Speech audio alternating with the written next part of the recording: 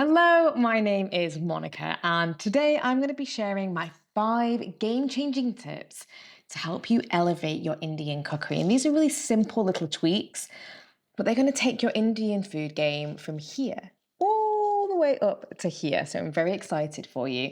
And I'm not going to waste any time. I'm going to jump straight into it with tip number 1, which is give your onions the time they deserve. Now, this is a really simple thing, but makes a huge difference, as I'm going to share with you, and you're going to see in the next video, which is a little snippet from my Punjabi chicken curry recipe. This is a real favourite in the Shikshak library, and I go into why it's so important to just have a tiny little bit of patience. This dish is actually a relatively simple dish to cook.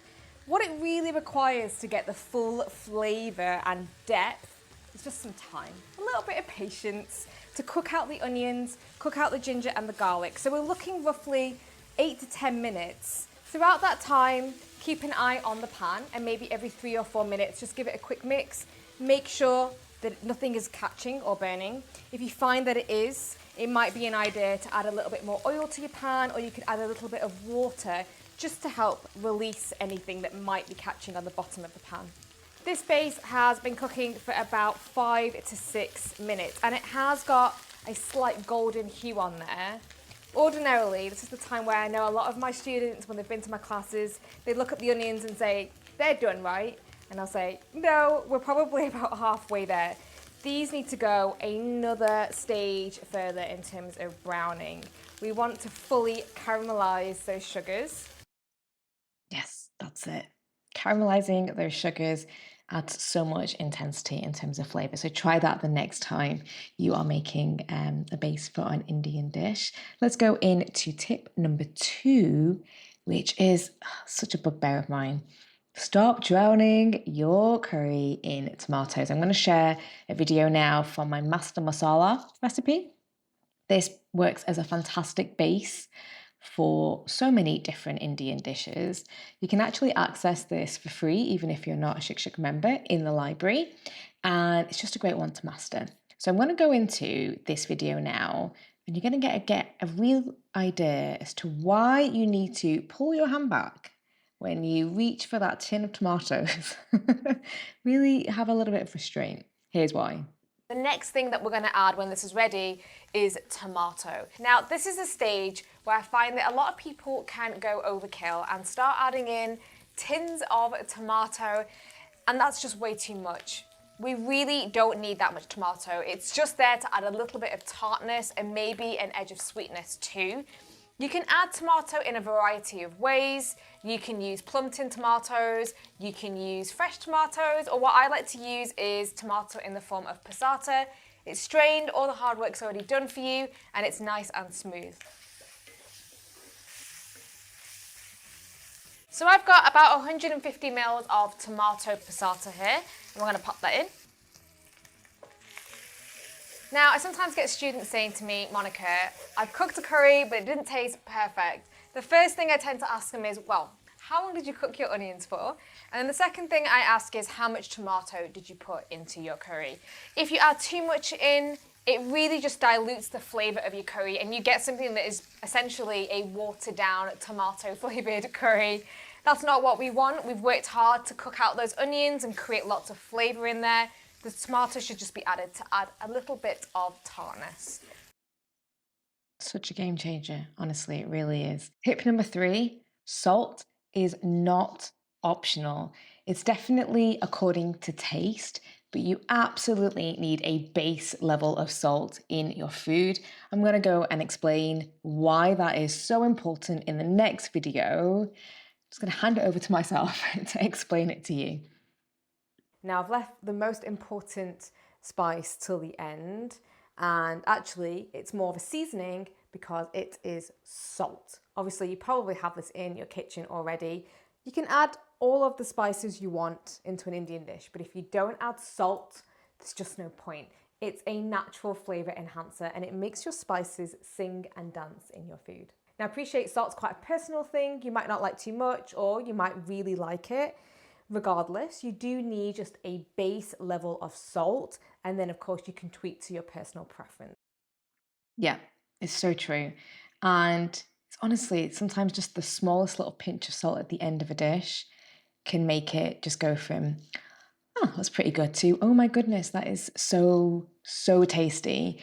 So yeah, salt. It's so crucial. So, so crucial. Okay, tip number 4. Dry chickpeas are greater in every sense than tin chickpeas.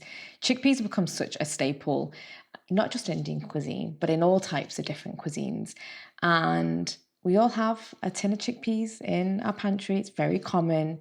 When you're making something like a chickpea curry or any Indian dish, or any dish for that matter, I'm going to go into now. I'm so passionate about it, I could tell you now, but I want to share the video. It's actually for my chana masala recipe video, which is in the Shikshak library.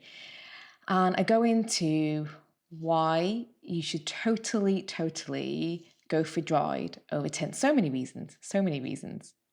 So ideally, you want to soak these chickpeas for 6 to 8 hours. I tend to do it overnight. So I have soaked these ones over here overnight, and you can see how sort of hydrated and plump they look. They are live and they are ready to boil. There's so many benefits of cooking from dry chickpeas compared to something like tin chickpeas, because you can A, infuse flavor from scratch from the beginning. B, you are going to get really creamy chickpeas with the way and the technique that I'm going to teach you how to cook them. And thirdly, it's far more economical as well, buying a bag of dry chickpeas compared to buying tins. So it's sort of win, win, win. It is, it's a win, win, win. And I would say that it's 100% conversion rate for my students that switched from tin to dried. Honestly, complete game changer. Okay, moving on to the final tip. Tip number 5 is use a pressure cooker. Why? And why do millions and millions of Indian home cooks love them, including me? Well, the big reason is because of the time that you save cooking, up to 70% quicker. So we are talking creamy dals in less than 5 minutes. We're talking fluffy individual grains of rice in 8 minutes. We are talking decadent chana masala chickpea curries in 20 minutes. Not hard, al dente chickpea, like lovely, creamy. We are talking chicken curries in about 15 minutes. We are talking melt in mouth lamb curries in half an hour. So, and that's just to name a few. I've got a myriad of different pressure cooker recipes in the library. And my Shikshakers, yes, my members have a name, have fallen in love with them because once they start pressure cooking, although at the beginning, some of them were intimidated because pressure cooking has this sort of bad reputation of being really scary. I promise you it's not. You just need to be shown how.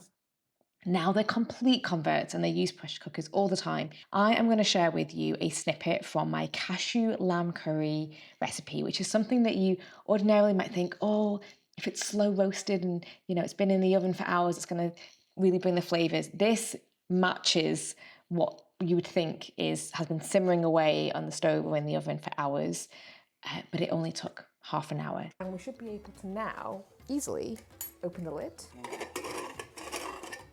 Oh, wow, look at that. That looks and smells incredible. Wow, wow, wow. I'm just gonna do a quick tenderness test, which involves me eating a piece of lamb. So I'm just gonna fish out a little piece here and just double check that it's cooked through beautifully. Look at that. I'm not even using a knife, just a spoon. And you can just see how it's just going through that lamb as if it's butter. Gonna give it a very quick taste as well. Honestly, it is melt in mouth, tender, absolutely beautiful. Okay, I'll stop eating now. What we're gonna do is finish this off with some cashew cream. Anyone else hungry? I'm so hungry. Now that From that specific recipe, that lamb had only actually been pressure cooking for 10 minutes. So it went from just sealed, raw, just sealed, to, to like that melt in mouth, super tender in 10 minutes. So that is the magic of the pressure cooker. I'm very passionate about this, as you can tell. I travel with my pressure cooker, and actually, one of my members now has 3 different pressure cookers in different sizes, one of which he takes with him camping.